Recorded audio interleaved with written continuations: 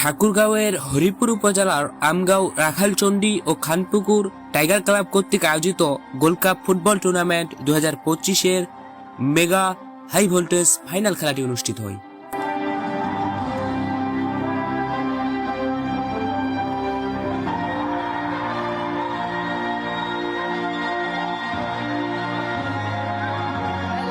উক্ত খেলায় যে দুটি দল মোকাবেলা করে নুরুজ্জামান ফিলিং স্টেশন, শেতাবগঞ্জ বনাম চরভিটা young star club.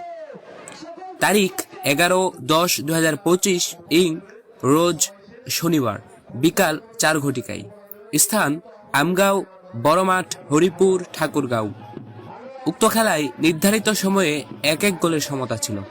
ট্রাইবেকারে Nuruzzaman filling station শেতাবগঞ্জকে পরাজিত করে চ্যাম্পিয়ন হয় চরভিটা ইয়াং স্টার ক্লাব।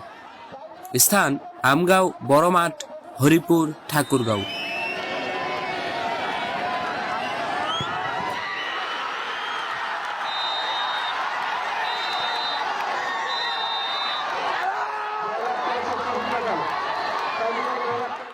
আয়োজনে আমগাঁও, রাখালচন্ডী ও খানপুকুর টাইগার ক্লাব, হরিপুর, ঠাকুরগাঁও।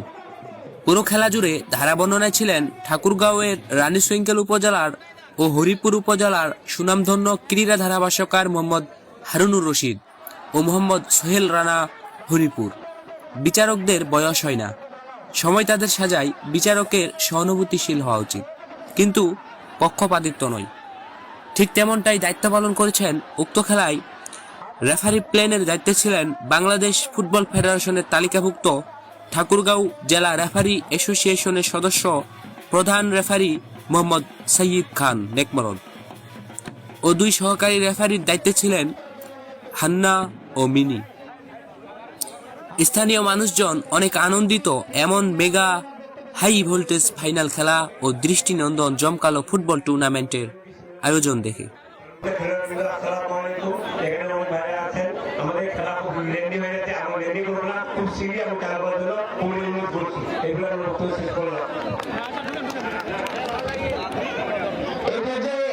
আমাদের দেশটা বর্তমান সময়ের জনপ্রিয় একজন মানুষ, তিনি আমাদের মাঝে উপস্থিত হয়েছেন।